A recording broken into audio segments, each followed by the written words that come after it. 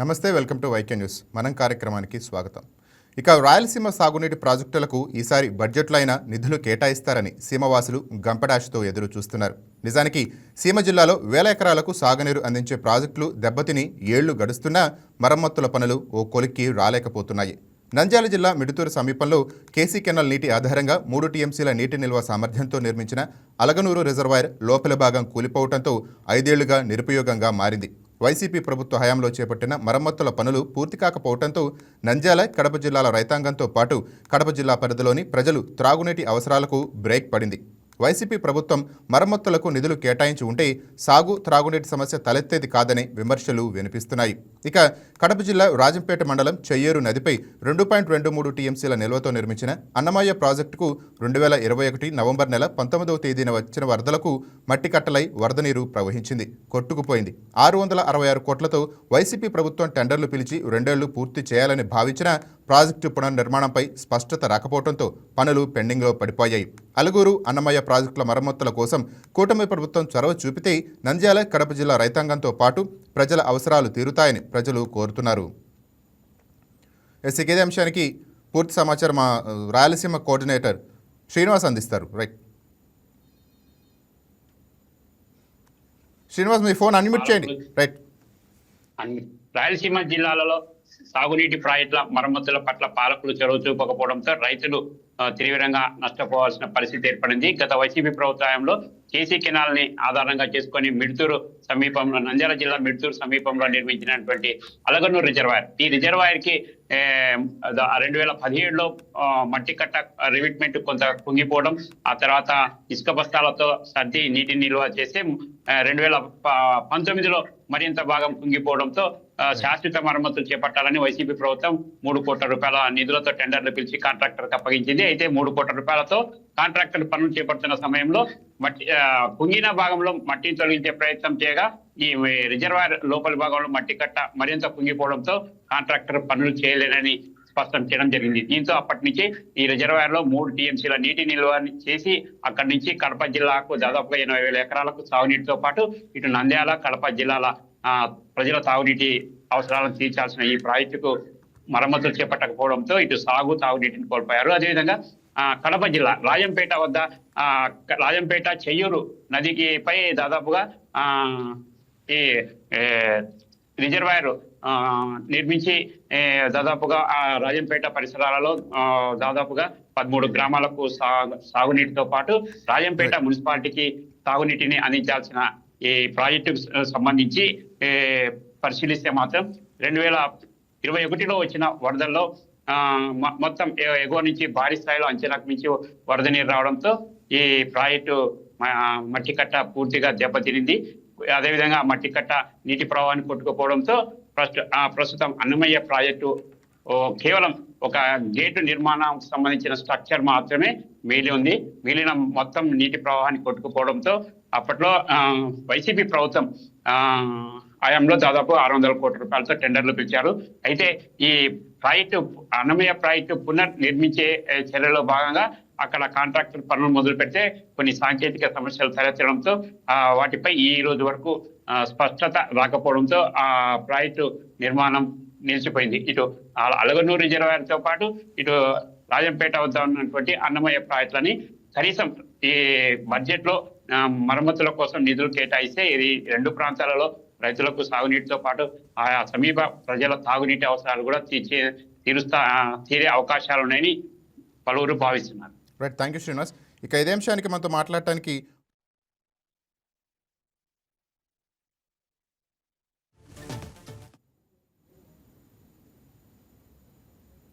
దశరథం రెడ్డి గారు వినిపిస్తుందా? హలో.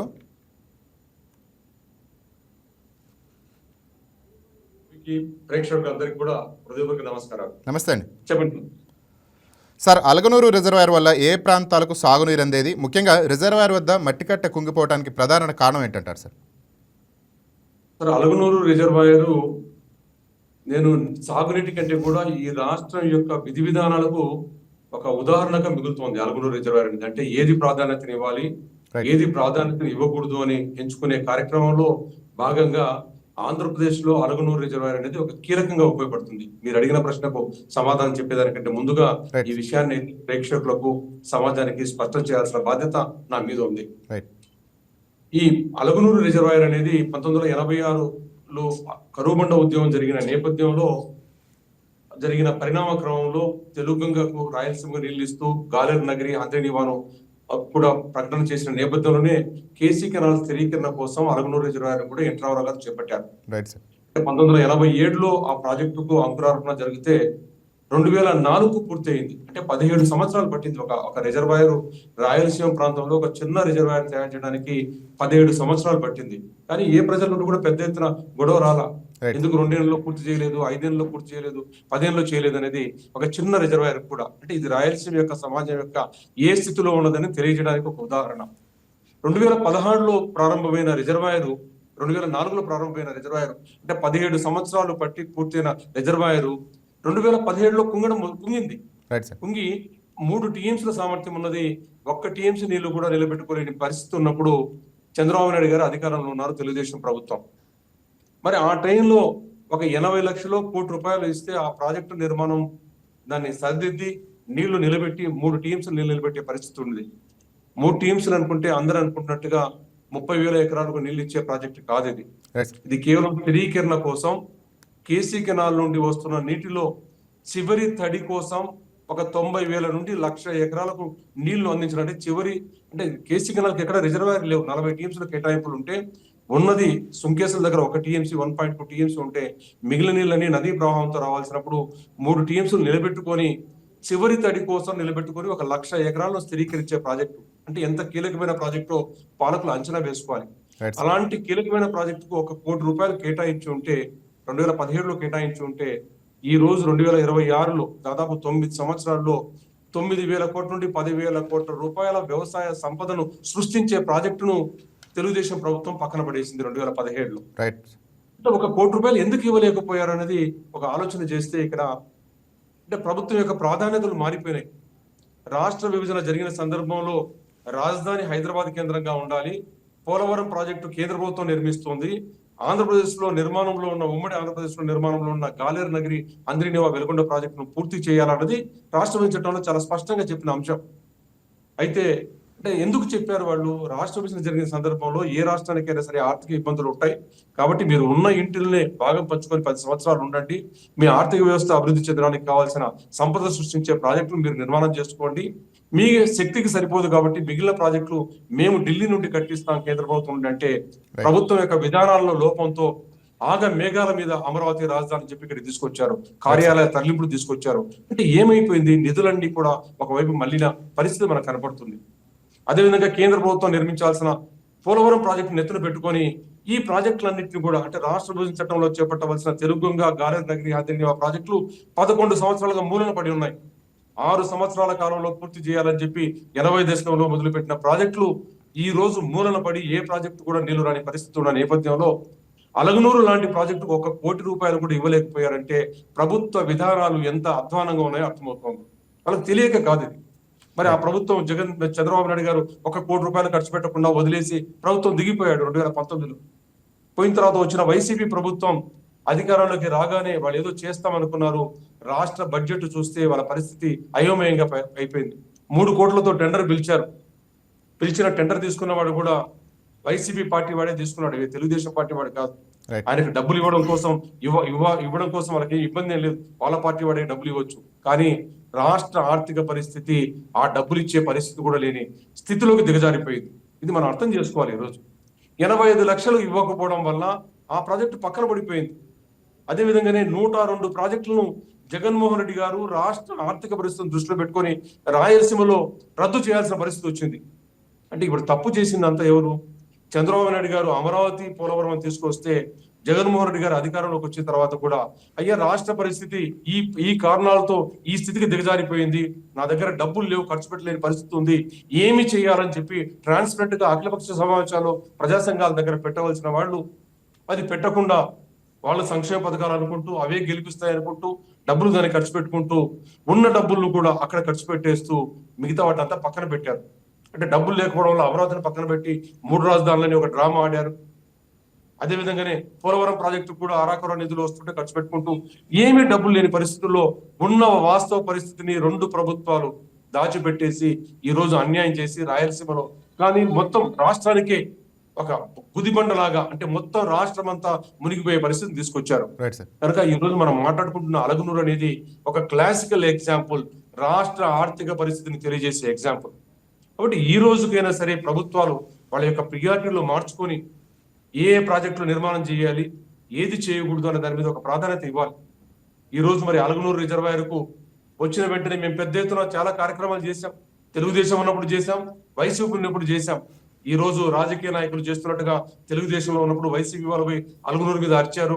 మరి వైసీపీ అధికారంలో వచ్చిన తర్వాత వాళ్ళు చేయలేదు. వైసీపీ అధికారంలో ఉన్నప్పుడు తెలుగుదేశం వాళ్ళు వచ్చి ఈ రోజు అరుస్తున్నారు. చేసి తప్పు మీదంటే మీదే అని చెప్పి వాస్తవ పరిస్థితులను పక్కన పెట్టి ప్రజలకు ఏమీ తెలియని విషయాన్ని చేస్తున్నారు. కీలకమైన అంశం ప్రభుత్వ విధానాలు ఎంచుకున్న లక్ష్యం అది అమరావతి పోలవరం అని చెప్పి పెట్టుకుని డబ్బులన్నీ కూడా రాష్ట్ర నిధులన్నీ అక్కడికి మళ్లించడం వల్ల రాష్ట్ర ఆర్థిక పరిస్థితి దిగజారిందన్నది మా భావన. దీంట్లో ఈ రోజుకైనా సరే చర్చ చేసుకొని తీసుకురావాల్సిన అవసరం ఉంది. మరి ఈ అంశాలు మాట్లాడకుండా వైసీపీ ప్రభుత్వం ధ్వంసం చేసిందని ఒకరంటే తెలుగుదేశం ప్రభుత్వమే ధ్వంసం చేసిందని చెప్పి ఈ నాయకులంతా కూడా రాయలసీమలో తొడలు కొట్టి మీసాలు తిప్పే నాయకులంతా అలగనూరు దగ్గరికి పోయి మాట్లాడుతున్నట్టే చాలా బాధగా ఉంది. విషయాన్ని పక్కన పెట్టి మరి ఇది జరిగిన తర్వాతనే నిన్న 2 రోజుల కిందట ఎమ్మినూరుకు వచ్చిన రోజు చంద్రబాబు నాయుడు గారు మేము ఈ ప్రాజెక్టులన్నీ పూర్తి చేస్తాం, రెండు సంవత్సరాల్లో పూర్తి చేసి ప్రతి ఎకరాకు నీళ్లు ఇస్తామన్నారు. మరి ప్రతి ఎకరాకు నీళ్లు ఇచ్చే పరిస్థితి ఎక్కడి నుండి ఉంది మనం ఒక్కసారి ఆలోచించాలి. పాణ్యం ఎమ్మెల్యే గారు, గౌరి చరిత గారు ప్రతి నిత్యం అసెంబ్లీలో మాట్లాడుతున్నారు ఈ విషయం గురించి. అలగనూరుకు డబ్బులు ఇవ్వండి, ఆ డబ్బులు ఇవ్వండి అని. 2 సంవత్సరాలు అయింది, ఒక్క పైసా డబ్బులు కేటాయించలేదంటే రాష్ట్ర ఆర్థిక పరిస్థితి ఎట్లుందో మనం ఆలోచించాలి. మేము చాలా గర్వంగా చెప్పుకుంటున్నాం. ఆమె చాలా తీవ్రంగా పోరాడుతుంది, ప్రతి సందర్భంలో మాట్లాడుతుంది. మంత్రి గారు కూడా నాకు చెప్పారు మీ ఎమ్మెల్యే గారు గట్టిగా వెంటబడ్డారని. వెంటబడిన దానికి కూడా డబ్బులు కేటాయించలేని పరిస్థితిలో ప్రభుత్వం ఉందంటే ఆర్థిక పరిస్థితి ఏ విధంగా మనకు అర్థమవుతుంది. కానీ ఈ నేపథ్యంలోనే ప్రతి ఎకరాకు నీళ్ళు ఇస్తా ఉంటున్న చంద్రబాబు నాయుడు గారు ఒక్కసారి ఆలోచించాలి. మీరు ప్రకటించిన విధానం ప్రకారం మీరు పూర్వోదయ స్కీమ్ కిందనో లేకుంటే గ్రౌండ్ గాని ప్రాజెక్టులు ఏ ప్రాజెక్టులు చేపడతామనో 25% కంటే తక్కువైనా కూడా ఏ ప్రాజెక్టులు కీలకమైన చేపడతామనో మిగిలిన ప్రాజెక్టులన్నీ తీసుకొస్తే ఈ రోజు మేము అంచనా వేస్తే 60,000 కోట్ల రూపాయలు ఒక్క రాయలసీమ ప్రాంతంలోనే మీరు ఖర్చు పెడితే గానీ ఆ ప్రాజెక్టులు పూర్తి కావు. మరి మీకు తెలియంది కాదు, మీరు 2014 నుండి 19 వరకు అధికారంలో ఉన్నారు, 19 నుండి 24 వరకు తెలుగుదేశం ప్రభుత్వం అధికారంలో ఉంది. ఈ 10 సంవత్సరాల కాలంలో రాష్ట్ర బడ్జెట్ లో నుండి కేవలం 1,05,000 కోట్ల రూపాయలు మాత్రమే రాష్ట్రంలో ఇరిగేషన్ కోసం ఖర్చు పెట్టారు. అంటే ప్రతి సంవత్సరం 10,500 కోట్ల రూపాయలు ఖర్చు పెడితే అందులో రాయలసీమకు మీరు ఇచ్చింది ఖర్చు పెట్టింది 1,500 కోట్ల రూపాయలు. మరి 1,500 కోట్ల రూపాయల ప్రకారం మీరు ఖర్చు పెట్టుకుంటూ పోతే ఈ పెండింగ్ మీరు ప్రకటించిన ప్రాజెక్టులన్నీ పూర్తి చేయాలనుకుంటే 40 సంవత్సరాలు పడుతుంది. అది ఎప్పుడు ధరలు పెరగకుండా ఇదే ధరలే 40 సంవత్సరాలు కొనసాగుతాయి. మరి మీకు ఏమన్నా అర్థమవుతుందా ఈ విషయం? ఎందుకు చెప్తున్నారు ప్రజలకు 2 సంవత్సరాలు పూర్తి చేస్తాం, ప్రతి ఎకరాలకు నీళ్లు ఇస్తాం? ఇదే వార్తలు పేపర్లో గుప్పిస్తున్నారు. ఈ రోజు ప్రముఖ పత్రికల్లో 68 చెరువులకు నీళ్లు ఇవ్వబోతున్నాం 2018. దాంట్లో స్పష్టంగా అబద్ధాలు కూడా దాచలేరు. 2018లో జీవో ఇచ్చాం, చేయబోతున్నాం. 2018 నుండి 8 సంవత్సరాలు అయింది. ఆ రోజున్న మంత్రి గారు, మా ప్రాంతం నుండి ఉన్న మంత్రి గారు కేఈ కృష్ణమూర్తి గారు మారుస్తారు 106 చెరువులు అని చెప్పిన వాళ్ళు దాన్ని 68 చెరువులకు మార్చారు. 68 చెరువులు 2018 నుండి ఇచ్చారా అంటే ఈ రోజుకి మరి పరిస్థితి ఏంటంటే ఈ రోజు ఇది అలగనూరు సమస్య ఒకటే కాదు, కానీ రిజర్వాయర్ మీద ఆధారపడ్డటువంటి కడప జిల్లాల పరిస్థితి ఎలా ఉంది? మీ సాధన సమితి తరపున ప్రభుత్వానికి ఫైనల్ ఏం చెప్పదలుచుకున్నారు సార్ సూటిగా? మా ప్రభుత్వానికి స్పష్టంగా ఒకటి చెప్పదలుచుకున్నాం. ఈ సంవత్సరం మీరు 1,500 కోట్ల రూపాయలు ఇచ్చేపాడైతే ఈ ప్రాజెక్టులు పూర్తిగా ఈ రోజు ఈ సంవత్సరం బడ్జెట్ లో అంటే మాకు మా రాయలసీమ కూడా 42% భూభాగం ఉంది. మీరు 10,000 కోట్లు ఖర్చు పెట్టిన దాంట్లో మీరు బడ్జెట్ లో ఇచ్చింటే 10 సంవత్సరాల్లో 4,200 కోట్ల రూపాయలు ఇచ్చి ఉండాలి. అది కూడా ఇవ్వలేదు. అంటే ప్రాజెక్టులు అన్యాయంగా ఆగిపోయిన చోట కూడా నిధుల కేటాయింపు కూడా 4,200 కోట్ల బదులు 1,500 కోట్లు ఇచ్చారు. పోనీ 4,200 కోట్లు ఇచ్చిన ఈ సంవత్సరాన్ని పూర్తిగా. కాబట్టి ఈ నేపథ్యంలో ఈ సంవత్సరం మేము 8,000 కోట్ల రూపాయలు ప్రభుత్వాన్ని అడుగుతూ అందులో 1,500 కోట్ల రూపాయలను స్పష్టంగా 5 లక్షల ఎకరాలకు ఆయకట్టుకు నీళ్లు ఇచ్చే ఆయకట్టుకు తయారు చేసుకోవడానికి, పంట పొలాలకు నీళ్లు ఇచ్చే ఎండు వరకు నీళ్లు తీసుకుపోయేదానికి ఆయకట్టుకు నీళ్లు ఇవ్వడానికి కోసం 5 లక్షల ఎకరాలకు 1250 కోట్ల రూపాయలు ఖర్చు పెట్టమంటున్నాం. ప్రాధాన్యత క్రమంలో 1250 కోట్ల రూపాయలు ఖర్చు పెడితే 5 లక్షల ఎకరాలకు నీళ్లు వస్తాయి. మిగిలిన 6750 కోట్లలో 36 కోట్లు అలగనూరు రిజర్వాయర్ ఖర్చు పెట్టమని చెప్తున్నాం. ఖర్చు పెట్టేసి ఈ సంవత్సరం పెడితే 1,00,000 ఎకరాలకు నీళ్లు స్థిరీకరణ వస్తుంది. ఈ రోజు మా పరిస్థితి కేసీ కెనాల్లో నీళ్లున్నా, తుంగభద్ర జలాల్లో నీళ్లు ప్రవహించిన మా ఆనకట్టను దాటి, అంటే సుంకేశ్వర ఆనకట్ట దాటి శ్రీశైలానికి ఇవ్వాల్సింది 32 టీఎంసీలు అయినప్పటికీ 2000 టీఎంసీలు నీళ్లు ఇచ్చిన సందర్భంలో కూడా మేము ఈ రోజు కేసీ కెనాల్కు పంటకు నీళ్లు లేవంటున్నారు. వేసుకున్న పంటలు ఎండిపోతూ ఉన్నాయి. అదే అలగనూరు రిజర్వాయర్ ఉంటే కడప జిల్లాలో ఉన్న ఈ 70,000 80,000 ఎకరాలకు నీళ్లు వచ్చేవి, పైన మా వాటికి నీళ్లు వచ్చేవి. ఈ నీళ్లు లేకుండా మా చెరువుల నిండా నీళ్లు ఉన్నాయి, మా రిజర్వాయర్ల నిండా నీళ్లు ఉన్నాయంటే ఆ చెరువులు రిజర్వాయర్లు ఎక్కడైతే నీళ్లు ఉన్నాయో ఆ ప్రాంతంలో పంట కాలువలు లేవు. కాబట్టి 1250 కోట్లు ఖర్చు పెట్టి 5 లక్షల ఎకరాలకు మీరు నీళ్లు ఇస్తే ఈ సంవత్సరం మీరు చేయగల సత్తా మీ దగ్గర ఉంది. చేయాలన్న మనసు మాత్రమే మీకు కావాలి. ఎందుకంటే పట్టుసీమను మీరు ఒక సంవత్సరంలో చేశారు. అదే పట్టుదలతో చేస్తే 1250 కోట్లు ఖర్చు పెడితే 5 లక్షల ఎకరాలకు వచ్చే సంవత్సరానికి. కడప జిల్లా అన్నమయ్య ప్రాజెక్టు గురించి చర్చించడానికి సిపిఐ కడప జిల్లా కార్యదర్శి గాలి చంద్ర గారు మనతో పాటు ఉన్నారు. సార్ నమస్తే. రాజేంద్ర గారు నమస్కారం. సార్, కడప జిల్లా అన్నమయ్య ప్రాజెక్టు 2021 నవంబర్ 19 వచ్చిన వరదలకి మట్టి కొట్టుకుపోయి ప్రజలకు ప్రాణాలు, ఆస్తి నష్టానికి జరగడానికి ఎవరు కారణం భావిస్తున్నారు సార్? రాయలసీమ ప్రాజెక్టులకు సంబంధించి బొజ్జ దశరథరామరెడ్డి గారు చాలా విషయాలు చెప్పారు. ఈ రాయలసీమలో భూభాగం ఉంది, అవకాశాలు మెండుగా ఉన్నాయి. ఉన్నదంతా పాలకుల చిత్తశుద్ధి లేకపోవడం వల్లే రాయలసీమ నిరంతరము కరువు వాదన పడతా ఉంది. ఆ హక్కులు, అవకాశాలను కోల్పోయి దగాపడినటువంటి ప్రాంతాలలో రాయలసీమ ఒకటి. మాటలు చూస్తే మాత్రం రాయలసీమకు రోజు వేల కోట్ల రూపాయలు ఖర్చు చేస్తా ఉన్నట్లు పాలక వర్గాలు ప్రకటిస్తూ ఉంటాయి. కానీ ఆచరణ చూసేటప్పటికి ఇక్కడ 1000 కోట్లు రాయలసీమ కేటాయించడం అంటే గగనతరంగా మారిపోయినటువంటి నేపథ్యంలో 2021లో వచ్చినటువంటి వరదలు అనేటువంటిది ఆ రోజు ఉన్నటువంటి పాలక వర్గం కావచ్చు, అడ్మినిస్ట్రేషన్లో ఉన్నటువంటి ల్యాప్సెస్ అంటాం, ఈ వైఫల్యాల వల్ల మట్టి కట్ట కొట్టుకుపోయినప్పటికీ స్పిల్వే అట్లే స్ట్రాంగ్గా నిలబడిపోయింది. కానీ ఇప్పటికీ కూడా ఆ రోజు 39 మంది ప్రాణాలు కోల్పోవాల్సి వచ్చింది. పెద్ద ఎత్తున ఆస్తి నష్టం సంభవించినటువంటి పరిస్థితి. కనీ విని ఎరుగని రీతిలో ఒక డిజాస్టరు అంత పెద్ద ఎత్తున నడిస్తే తర్వాత ఇమ్మీడియట్గా వాటిని రీప్లేస్ చేయాల్సినటువంటి బాధ్యత నుంచి ప్రభుత్వం క్రమేణా తప్పుకుంటా ఉంది. ప్రపంచ దేశాలలో ఎక్కడన్నా ఇవాళ జపాన్ లాంటి దేశాలలో సునామీ వస్తే ఇమ్మీడియట్గా 24 గంటల్లో రికవరీ అవుతున్నటువంటి నేపథ్యంలో మన దేశంలో, మన రాష్ట్రంలో, అందులో రాయలసీమ లాంటి ప్రాంతాలలో ఏదైనా ఒక ప్రాజెక్టుకు సంబంధించినటువంటి తెగిపోతే దాన్ని పునర్నిర్మించడానికి దశాబ్దాలు పడతా ఉంది. అంచనా వ్యయాలు పెరిగిపోతూ ఉన్నాయి తప్ప ఆచరణలో ఎక్కడ ముందుకు నడవడం లే. దాదాపు 25,000 ఆయకట్టుకు నీళ్ళు అందించేటటువంటిది, దాదాపు 2 నియోజకవర్గాలకు త్రాగునీటి ఎద్దడి లేకుండా చూసేటటువంటి ప్రాజెక్టు, మధ్య తరహా ప్రాజెక్టు అయినటువంటి అన్నమయ్య ప్రాజెక్టు తెగిపోతే ఇంతవరకు దాన్ని పునర్నిర్మించడానికి, కట్ట నిర్మాణం చేయడానికి, మట్టి కట్ట నిర్మాణం చేయడానికి అది కూడా నిధులు కేటాయించినటువంటి పరిస్థితి. పెద్దలు చెప్పినటువంటి అలగనూరు బ్యాలెన్సింగ్ రిజర్వాయర్ అనేటువంటిది ఒక చారిత్రాత్మకమైనటువంటి ఆయకట్టుకు సంబంధించినటువంటి నిర్మాణం. అది కేసీ కెనాల్ చివరి ఆయకట్టు అంటే కడప జిల్లాలో దాదాపు 92,000 ఎకరాల ఆయకట్టు ఉంది. దాన్ని స్థిరీకరించాలంటే ఎక్కడే కానీ రిజర్వాయర్లు లేవు. దానికోసము నిర్మించినటువంటి అలగనూరు బ్యాలెన్సింగ్ రిజర్వాయర్కు గన్లు పడితే దాన్ని పూడ్చలేనటువంటి, దానికి నిధులు కేటాయించలేనటువంటి పాలక వర్గాలను ఏం మాట్లాడాలి, ఏమనాలి? మరి ఈరోజు ఎక్కడే కానీ రిజర్వాయర్లు లేకపోవడం వల్ల రైతులేమో కుందు నదిలో నీళ్లు చూసి పంటలు సాగు చేసినారు. ఇప్పుడేమో అలగనూరులో నీళ్లు లేవు కాబట్టి ఎండిపోయేటువంటి పరిస్థితి, రైతుల భవిష్యత్తు ప్రశ్నార్థకంగా మారినటువంటి నేపథ్యాన్ని మనం చూస్తూ ఉన్నాం. పైగా ప్రతి సంవత్సరం కూడా కేసీ కెనాల్కు ఇన్ టైంలో నీళ్లు అందించగలిగితే అలగనూరు బ్యాలెన్సింగ్ రిజర్వాయర్ పూర్తి సామర్థ్యంతో నింపడం ద్వారా కావచ్చు, లేకపోతే రాజోలి, జొలదరాశి లాంటి ప్రాజెక్టుల నిర్మాణం ద్వారా కావచ్చు, కేసీ కెనాల్ ఇదివరకే అమలులో ఉన్నటువంటి, వినియోగంలో ఉన్నటువంటి కేసీ కెనాల్ లాంటి ఆయకట్టుకు కూడా నీళ్లు అందించలేనటువంటి పరిస్థితి దాపురిస్తూ ఉంది. రైట్ సార్, ఇక సార్ శంకుస్థాపనలు దీంతో మనతో మాట్లాడటానికి ఫోన్ లైన్లో నారాయణ రెడ్డి గారు, ప్రముఖ సాగునీటి నిపుణులు కూడా ఉన్నారు. వారిని కూడా అడిగి కొన్ని సలహాలు తీసుకుందాం. సార్ నారాయణ రెడ్డి గారు నమస్తే అండి. చేసి శంకుస్థాపనలు చేసి దశాబ్దాలు గడుస్తా ఉన్నటువంటి పరిస్థితి నెలకొంటా ఉంది. నారాయణ రెడ్డి గారు చెప్పండి సార్. సార్, రాయలసీమలో అటు కడపలో ఉన్నటువంటి అన్నమయ్య ప్రాజెక్టు కానీ లేకపోతే నంద్యాల అలుగురు రిజర్వాయర్ కానీ వచ్చే బడ్జెట్లో ఎటువంటి కేటాయింపులు జరగాలి, ఏ అంశాలపైన దృష్టి పెట్టాలంటారు సార్? ఇప్పుడు ప్రభుత్వానికి ప్రాధాన్యతలను నిర్ణయించుకునేటువంటి క్రమంలోనే అది తప్పుడడుగులు వేస్తుందనేటువంటిది నాకున్నటువంటి బలమైన అభిప్రాయం. రైట్.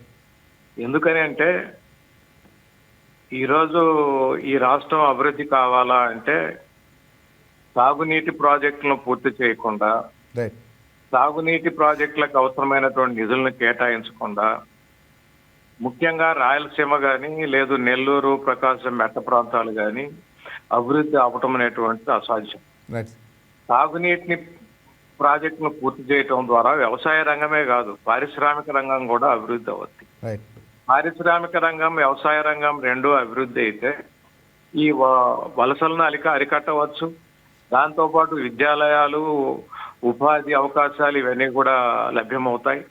దాని ద్వారా వలసలను కూడా అరికట్టి శాశ్వతంగా ఈ కరువు ప్రాంతాన్ని, కరువును దూరం చేయొచ్చు. కానీ ఆ మార్గంలో ఈ ప్రభుత్వం పయనించడం వల్ల ఈ ప్రభుత్వానికి ప్రయారిటీ ఎక్కడుంది అంటే అమరావతి, గోదావరి, లేదు పోలవరం, గోదావరి పెన్నా లింకు, ఈ మూడింటి మీదనే ఈ ప్రభుత్వం కేంద్రీకరించినట్టు మాకు స్పష్టంగా అర్థమవుతాం. ఇప్పుడు ఒక విషయం ఇక్కడ స్పష్టంగా చెప్పాలి. అమరావతిలో రాజధాని నిర్మించడానికి నేనేమి వ్యక్తిగతంగా వ్యతిరేకిని కాదు. ఇదే రాజధాని నిర్మించడానికి ఏం కావాలి, ఎంత కావాలి, ఎన్ని వేల కోట్లు కావాలి, ఇది నాకున్నటువంటి ఒక ముఖ్యమైనటువంటి అభిప్రాయం. ఎందుకంటే రాజధాని కట్టాలంటే బ్రహ్మాండంగా ఆడ హైకోర్టు కానీ, లేదు అసెంబ్లీ కానీ, సెక్రటేరియట్ కానీ, లేకపోతే ఇతర సదుపాయాలన్నీ వాళ్ళకి ఎంప్లాయీస్ కానీ, అక్కడ ఉన్నటువంటి అధికారులకు కానీ వీటన్నిటి కన్స్ట్రక్షన్ నిర్మాణం చేయాలంటే 10,000 కోట్లకు మించి అవసరం. అదేవిధంగా 5,000 ఎకరాలకు మించి అవసరం లేదు. కానీ ఆ రకంగా కాకుండా ఆడ ఉండేటువంటి 1,00,000 మందిని రాబోయేటువంటి కాలంలో 1,00,000 మందిని నేను చేస్తాను, 1,00,000 మంది ప్రజలను నేను తీసుకొచ్చి పెడతాను అంటే ఎక్కడి నుంచి పెడతాడు? అసలు సాధ్యమా ఇది? దాన్ని అంత పెద్ద పట్టణంగా దాన్ని అభివృద్ధి చేయటం. రెండోది ఇంకొక విషయం ఏంటంటే దీనివల్ల అభివృద్ధి కేంద్రీకరణ జరుగుతుంది తప్ప అభివృద్ధి వికేంద్రీకరణ జరగదు. అంటే అభివృద్ధి వికేంద్రీకరణ జరగకపోతే వెనకబడ్డ ప్రాంతాలు సర్వనాశనం అయిపోయేటువంటి అవకాశం. అయితే ఇక్కడే ఒక విషయం నేను స్పష్టం చేయాలి. అసలు 55% మంది, 60% మంది ఈరోజు వ్యవసాయ రంగం మీద ఆధారపడి జీవిస్తా ఉంటే అందులో ముఖ్యమైనటువంటి సాగునీటి ప్రాజెక్టులు బడ్జెట్లు ఎంత కేటాయిస్తున్నారు? 5% మించి కేటాయిస్తున్నారు. నిజంగానే వ్యవసాయ రంగం మీద ఆయన ఈ మధ్య చెప్తున్నట్లు ప్రతి ఎకరాకు సాగునీరు ఇవ్వాలంటే కనీసం వ్యవసాయ రంగానికి, అందులో సాగునీటి ప్రాజెక్టులకి బడ్జెట్లో కనీసం 15% కేటాయిస్తే రాబోయేటువంటి 3 సంవత్సరాలలో మొత్తం ప్రాజెక్టును పూర్తి చేయొచ్చు, ప్రతి ఎకరాకు సాగునీళ్లు అందించవచ్చు. అట్లాగే ఈ రాష్ట్రంలో ఉన్నటువంటి తాగునీరు లేనటువంటి ప్రతి ఒక్కరికి కూడా, ప్రతి కుటుంబానికి కూడా త్రాగునీరు అందించవచ్చు. కానీ ఆ మార్గంలో ఆయన పయనించడం ముందు ఆయన మైండ్ సెటప్ మారాలి. ఆయన మైండ్ సెటప్ ఎంతసేపు ఉన్నా అమెరికా గురించి చెప్తాడు, జపాన్ గురించి చెప్తాడు, ఇంకో దాని గురించి చెప్తారు. ఆయన చెప్పటంలో తప్పేం లేదు. వాటిని ఆ రకంగా మన మన ఆంధ్ర రాష్ట్రాన్ని ముందుకు తీసుకుపోవటానికి కూడా అభ్యంతరం లేదు. కానీ ఇక్కడ ప్రధానమైనటువంటి జీవన విధానానికి మూల కారణమైనటువంటి వ్యవసాయ రంగాన్ని విస్మరిస్తే ఎట్లా ముందుకు పోగలం? అందుకని నేను ఈ ప్రభుత్వానికి చెప్పేటువంటి విషయం ఏంటంటే ముందు సాగునీటి ప్రాజెక్టులకి 15% బడ్జెట్ లో కేటాయించాలా అనేటువంటిది మొదటిగా నేను చెప్తాను. రెండో విషయం, అలగనూరు బ్యాలెన్సింగ్ రిజర్వాయర్ చాలా అత్యంత ముఖ్యమైనటువంటి. ఎందుకనంటే దాని వలన మొత్తం కేసీ కెనాల్ ఆయకట్టు మొత్తం స్థిరీకరణ జరగడానికి ఇబ్బంది లేకుండా ఉపయోగపడుతుంది.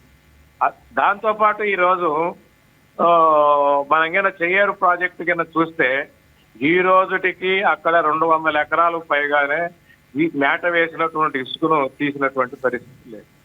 అక్కడ 43 మంది చనిపోతే వాళ్ళకేదో ఒక 5 లక్షల చొప్పున నష్టపరిహారం ఇచ్చారు తప్ప ఇప్పటికి కూడా అక్కడ ఉన్నటువంటి దళితులకు ఇల్లు కట్టి ఇళ్లలోకి చేర్చినటువంటి పరిస్థితి లేదు. కులపత్తూరులో అయితే మేము స్వయంగా చూసాం, పరిశీలించాం.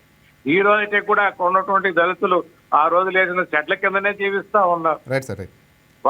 వాళ్ళకి ఎలాంటి జీవనోపాధి లేదు. అందుకని ఈ ప్రభుత్వం నన్ను అడిగితే ప్రజల సమస్యలు విస్మరించి పెట్టుబడిదారులు, కోటీశ్వర్లు లేదు కోట్లకు పడిగలెత్తేటువంటి అనేక మంది కోటీశ్వర్లకు, మిలినర్స్కు అనుకూలమైనటువంటి విధానాలను చేపడుతుంది తప్ప పేదలకు అనుకూలమైనటువంటి విధానాలు చేపట్టలేదు. అట్లా చేపట్టాలా అని చెప్పి, అట్లా ఆలోచించాలా అని చెప్పి ఈ రాష్ట్ర ప్రభుత్వానికి, ముఖ్యమంత్రి గారికి మేము వెనకబడ్డ ప్రాంతాల అభివృద్ధి వేదిక ఆధ్వర్యంలో విజ్ఞప్తి చేస్తా ఉన్నాం. రైట్. ఇక సార్ ముగ్గురికి థ్యాంక్ యూ సార్, డిబేట్లో పాల్గొన్నందుకు. మరొకసారి వివరంగా చర్చించుకుందాం సార్. నమస్తే, థ్యాంక్ యూ. రైట్ సార్, నమస్కారం అండి.